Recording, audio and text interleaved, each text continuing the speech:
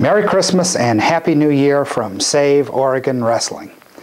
6 months have passed since that dark day in July when the University of Oregon announced it was ending intercollegiate wrestling. But a lot has happened since then. The Save Oregon Wrestling campaign is in full swing, although there is much to do, and lots of money still to be collected. Our coaches, alumni, and friends are working night and day to save our sport. The hurdles ahead are still formidable, but let's take a look at what has happened and what we have going for us. Our greatest asset is a courageous Oregon Duck wrestling team. Coach Kearney and staff have done a marvelous job making winners of a team that many had written off. Our Ducks are 9-3 in dual meets and have faced some strong tournament competition. This is a young, thin, scrappy team with only 17 members on the roster. They're not giving up, and certainly we won't give up on them. Against the Beavers earlier this month, the Ducks won 4 matches, Oregon State won 6, and we forced one of those Beaver wins into overtime. A number of Ducks are having outstanding seasons. Junior 133-pounder Ryan Dunn has an 11-2 record, which includes a major decision over Oregon State. Freshman 141-pounder Brett Gray is 13-3. Sophomore 174-pounder Ron Lee has a 13-3 record. Sophomore 184-pounder Bryson French has an 11-3 record. And at heavyweight, redshirt freshman Charlie Alexander has won 14 matches and lost only 2. Here's an amazing statistic. Seniors on the Oregon squad have scored only 19 of 253 team points and only 9 of 96 match victories. This is a talented young team with a bright future. That is, if they are allowed to have a future. But our guys aren't just wrestling well, they're doing the job in the classroom also. According to a measurement called the Graduation Success Rate, Duck wrestlers are winning their diplomas at a rate of 75%, finishing only behind tennis, tied with golf, and well ahead of football, basketball, and other men's sports. Clearly, our team is doing its job.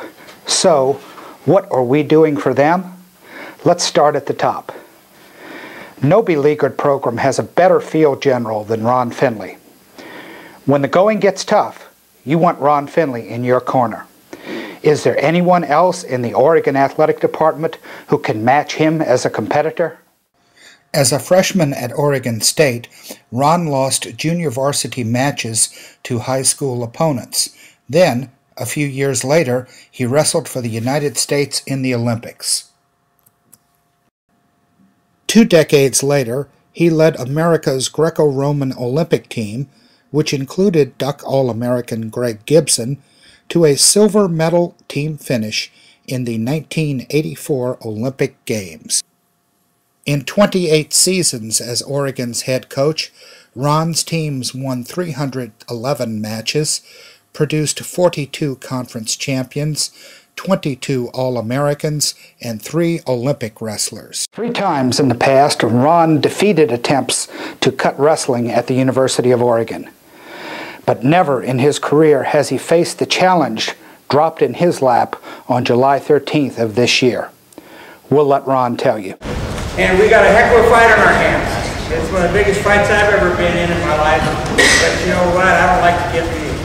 I just don't like to get beat. So what does the wrestling community think of Ron's chances to win his last great match? He's probably the only person who could receive a standing ovation in front of a State of Oregon wrestling crowd. Here is Ron being introduced before 4,380 fans at November's National Wrestling Coaches Association All-Star match at MacArthur Court.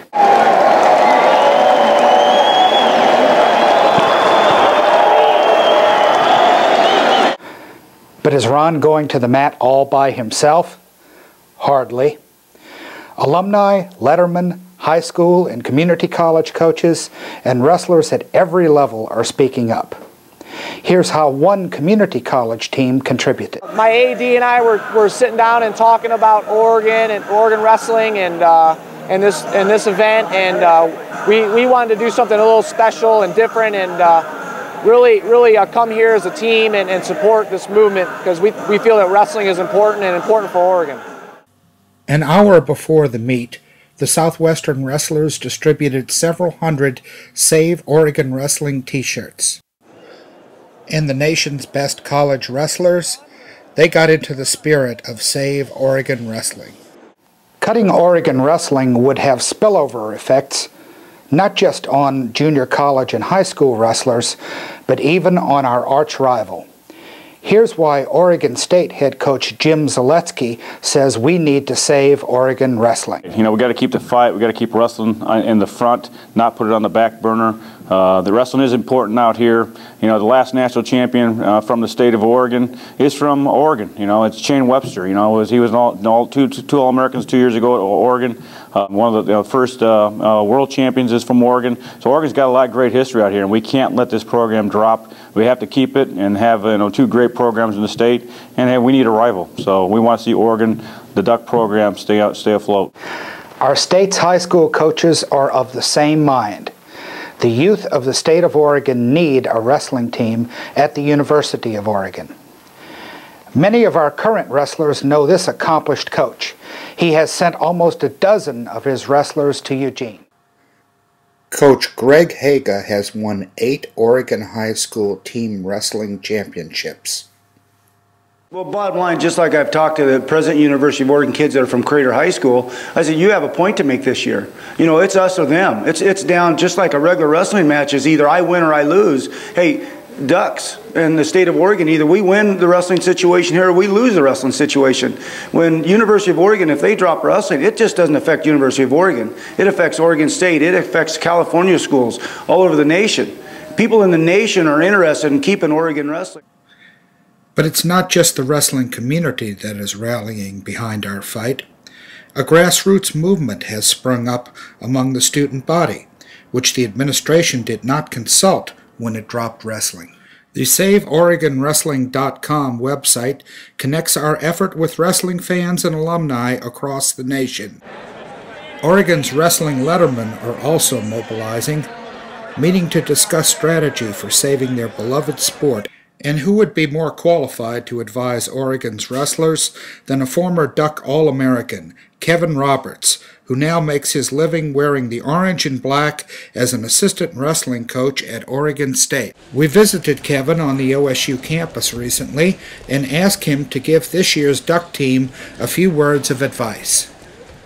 Well, here's the deal, guys, is the circumstance that you've been put in it's definitely an uphill battle.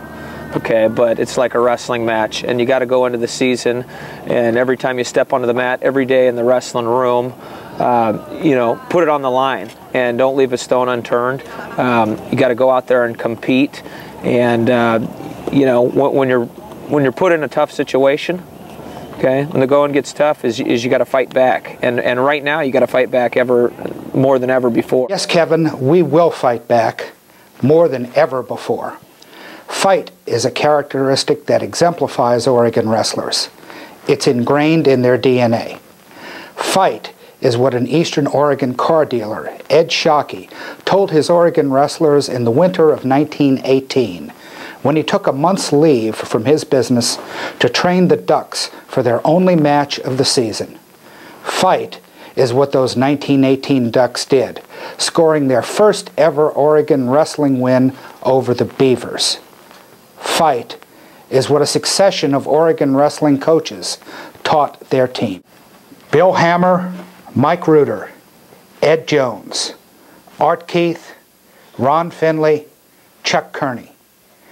They saw many Oregon wrestlers win. They saw many Duck wrestlers lose. But they never saw an Oregon wrestler quit. We will continue to fight for Oregon wrestling.